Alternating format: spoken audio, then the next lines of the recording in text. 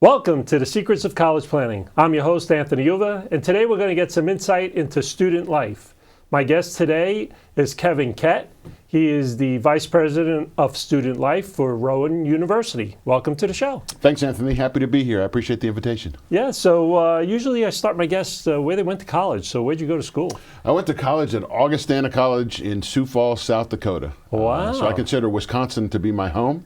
And had the opportunity to go and play football there. So I went to South Dakota to start my educational career. Wow, fantastic. So let's go back in time before we get into college. In high school, when did you start thinking about going to college? Was it freshman year of high school, senior year? When did it all begin for you? Yeah, I was very late in my career. It wasn't until my senior year. I came from a very large family that had a low income. I'm a first-generation college student. And so college was not an option for me. I was going to be a Wisconsin mill guy and follow in my family's footsteps. So it wasn't until I learned that I could play football in college that opened some doors for me. So athletics is really important experience in my life. Mentors were really important to me. But it wasn't until my senior year that this idea of college came to be a possibility for me. So did you have multiple schools, or was it just the one? I had multiple schools, but I had a coach who really looked out for me and sent information out to these schools about me. Now, I'm old enough where that was back when we were still using videotapes. But the coach looked out for me and sent out tapes without my knowledge. And so I had several schools that were interested, but Augustana was the perfect fit for me. Wow. So now you go to school there, and what's it like? Tell us a little bit about the school. Great school. It's a small school of about 2,000 students. I was scared to death. I was 12 hours from home. I had no idea of what I was doing, but it was a great institution, residential, lived on campus, small enough where I could stay connected. It was much like high school for me. Yeah. And so it was really a nice transition for me. And that's actually where I really kind of developed my career and my passion for student life and higher education. Having those mentors, having those small networks, having small classrooms, really an incredible experience for a student like me. And how was the football team? We weren't very good my first year, but my last 3 years we were good. We got into the Division II playoffs and really had a great coach and great teammates and had the best time of my life as a football player. Loved that I had the opportunity to play 4 more years. Great. So now you graduate from college. How does one graduate from college in South Dakota and end up in New Jersey at Rowan University? Yeah, it's been a long road, and so for me, the first step was again in having that strong mentor of I wanted to be a teacher. I wanted to be a high school teacher and coach football, and I wanted to do what I was aware of. Sure. And so I had a hall director who said, "Hey, there's this thing called education that's different than teaching in the classroom." And at that time, teachers were only getting paid $12,000 in South Dakota. That shows you how old I am. And for higher education, I got paid $8,000 plus housing and a meal plan. And for a big guy like me, the meal plan was very attractive. But it really was what kind of set me up for the core of who I am now, of seeing education in a very different light. Sure. It's not the traditional in the classroom, reading a book. It's about life outside of the classroom and those what we now these days call soft skills and communication and dealing with crisis and stress. And so I did a non-traditional role in that I became a hall director with only a bachelor's degree. And so I worked for 4 years in housing and in working with intramural sports before I ever started thinking about, hey, this is my career, this is my passion. And then I went to get my master's at Syracuse. Wow. So it was an opportunity. Had a great experience. Worked for the New York Chiropractic College while I was getting my master's at Syracuse, and that again opened my eyes to this world of professional students. That we had students that were 18 and we had students that were in their 60s. Wow. Working together. And then I just followed the housing path. So I went from Syracuse to Clemson for continued professional growth. I've worked in Tennessee, Kentucky, North Carolina. So I worked at 8 different institutions, Wow. just moving up the career chain, and finally found this thing called Dean of Students, where it was really more of a broad mentoring, having an impact on students' life. So how I got to Rowan, and Rowan, absolutely an amazing institution. My wife has family that live in New Jersey, and my mother-in-law lives with me. And so it was an opportunity for her to do a career move and get closer to her family. Found Rowan just by accident. They had a job posting and absolutely fell in love with it the second I stepped on campus. Wow. So traveled around a lot. Yeah. But that, again, has made me who I am and has really given me lots of different experiences. Yeah, you really learned about a lot of the whole country and how it all works. Huh? Absolutely, and lots of significant differences. But what I have found is students are pretty much the same. Yeah. They're all looking for, how do I find my place in the world? How do I find what I need to become a good person, a good employee? All of those are pretty consistent across institutions. So now, Rowan University, give us a sense of what you do at Rowan University. So what I tell students at Rowan, so I'm the Vice President for Student Life and Dean of Students, and what I do at Rowan is basically if it happens outside of the classroom, I'm involved in some way. Athletics reports to me. I work with housing, student activities, work very closely with our wellness center. Anything that's happening, if our students are in an emergency, I'm going to be involved. We have emergency funding, we have emergency housing, food insecurity. We've got a place called the Shop, which helps. It's our food pantry on campus. There are lots of things that I do. If it happens outside the classroom, I'm gonna work with students. But really, for students to understand, because they kind of get caught up in well, that's a fancy title. Yeah. To really simplify it, I'm the guy. If you have a question, come and see me, and if I can't answer it myself, I'm going to get you in the right place and refer you to some of the amazing employees that we have at Rowan. So do you meet everybody that comes to the university? Pretty close. In fact, we just had a great day on Saturday. We had an accepted student day, and we had about 5,000 students on campus, and I welcomed them, and I danced with them. So orientation is a program that works through my office as well. And so any student that goes through orientation, I'm going to talk to the students, talk to their parents, help them set up realistic expectations. What is college about? And really right now the main thing is how do we transition out of COVID? How do we transition out of, we've all been away, we've all been in these little boxes on computers, and now how do we have this human interaction again, and how do we connect with one another? Because I think that's the important part of being at Rowan, but also just being a student in general, of the relational, we can be humans with each other, we can tell each other our stories. That's what I have my passion for, and students come and tell me their story every day, and then we try to figure out how can we help them with that. So when a student gets accepted to Rowan University, what exactly can he or she expect when they get there? Yeah, so they're going to expect, one, that we're going to give them lots of attention. We're going to give them lots of opportunities to grow. But we've got a kind of a checklist of, once you get admitted, you need to take care of your housing. You need to take care of getting your classes, take care of some of the business stuff. And I think that's an important thing for students to understand, is so much of what we do up front is that business transactional piece that's very important. But sometimes we get lost in the journey. And one of the things I would say to students is, don't get lost in that journey. This is the most special time of their life, of choosing your college, choosing your institution. Make sure it's the right fit for you.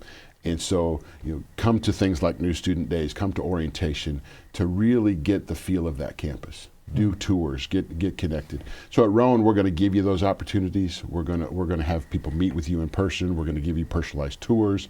We're going to be very experiential with you. And then I think that's something, like I said, I've worked at 8 different institutions, and that's something that's pretty unique to Rowan, is we're about we want you to have the experience. We want to hear your stories, not just push you through and make sure that you do all the business side.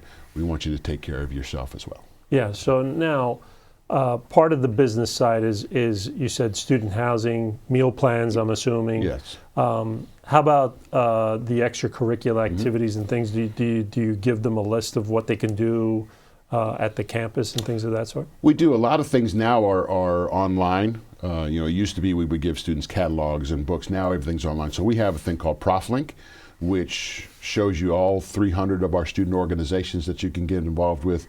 It's got a calendar. We give you athletic calendars. A lot of students, when they come to college, whether they're at Rowan or other places, will say, well, there's nothing to do at XYZ institution. There's 2 or 3 or 4 things going on every day. And so we do that online now, and it's as simple as clicking. You can see a description, whether it's faith-based, whether it's service-based, academically. Here are the activities that you can do, that you can get involved with, so that you can make choices that are and good it for you. goes to their email, and then they just look at it and say, oh, I want to do that, I don't want to do that. It's actually web-based, so they can go online. website. Now there are things that come email as well, email announcements, but it's web-based where they go online, they click ProfLink, and they can search by organization type. They can look at all of them. But we also try with Welcome Week. So once a student goes through orientation in the summer, the first 2 weeks of class, we're doing very intentional activities to help students see the clubs and organizations, the things that they can do, so that they don't have to try to find everything themselves. And I think that's important, because it's easy to get covered by the avalanche. Yeah. You know, when you think 300 organizations, gosh, well, we do an organization fair, so you can go and meet with them in person. We have, you know, comedians and more fun social activities those first couple of weeks.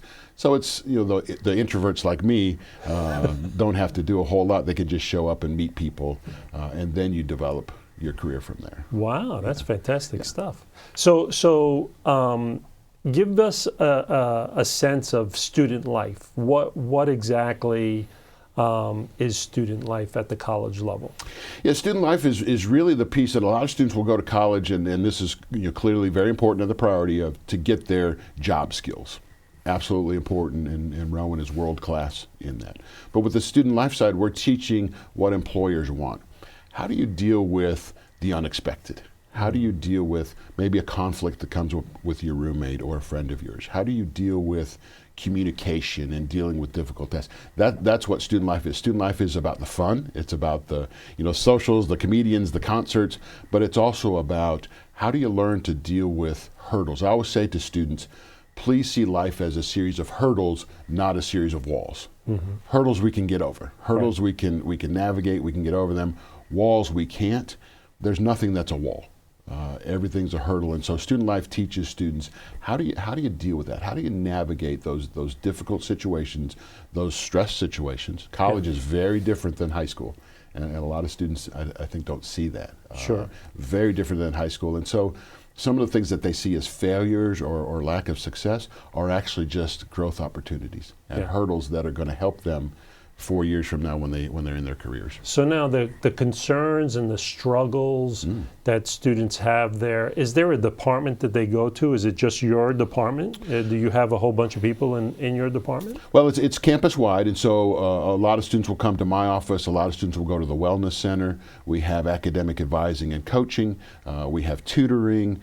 There are a number of different, depending on, so for me, my office is really the kind of the gatekeeper of, you know, depending on what Anthony needs, I might say, you would be great for success coaching, or you might need to talk to our accessibility services office because they've got some accommodations that can help you, or this is a wellness center issue. So I try to point them in the right way, as opposed to students getting the runaround of, you know, they came to see Kevin. I say, well, go see Anthony. No, let's cut that out and let me point you in the right direction immediately. Now, what are some of the major concerns that students have when they get to a college? Well, the main thing is truly the difference between high school and college. And so a lot of students will say, I didn't understand, all my professors will expect, you know, I might have 2 tests on the same day. So it's really understanding, you know, what is a syllabus? And that truly is your guide of, you know, mark that on your calendar. It's also working with independence. You know, high school is so structured, whereas college you've got more free time than not, and so it's being able to manage your study skills, not procrastinate, not hold things off to the last minute. It's making friends. You know, one of the things that I think is really important for students is to not play the comparison game. Oftentimes they'll say, well, Anthony's got, you know, a nice car and great clothes, and he's not homesick, and Anthony's probably not being truthful with you. Everybody gets homesick. Everybody has transitional issues. So it's getting students to understand, anticipate those challenges. Yeah, anticipate you might miss mom or dad. So would you say it's more levels of difference with students? Because some students have homesickness, and some students have homesickness, but they don't mind going home in 3 to 6 months. Right. There's definitely levels, Yeah. but it's understanding that it's normal to feel different. It's normal to maybe struggle in class and have to use a tutor. We have 4.0 students who use tutors. Sure. A lot of people will see, well, that's a failure on my part. Asking for help is not a failure. Asking for help is the most successful thing you can do. Right. And so getting students to see that side of it is important. Asking questions, asking for help. So now, Rowan University, give the parents and the students watching where it is, what type of school it is, what's the atmosphere like? Yes, Rowan is a great institution. We're in South Jersey. We're in Glassboro, New Jersey, not too far from Philly. We're about 30 miles from Philadelphia. We're 23,000 students. We have doubled in size in the last 10 years. We've got a president that is amazing and focused on the future. In fact, that's our statement of focusing on the future. So as we went into COVID and had difficulties, a lot of institutions were struggling financially. We gave students a 10% cut in their tuition. We're making decisions to try to help and be focused on the student. So we've got about 6,000 students that live on campus. Very strong engineering institution.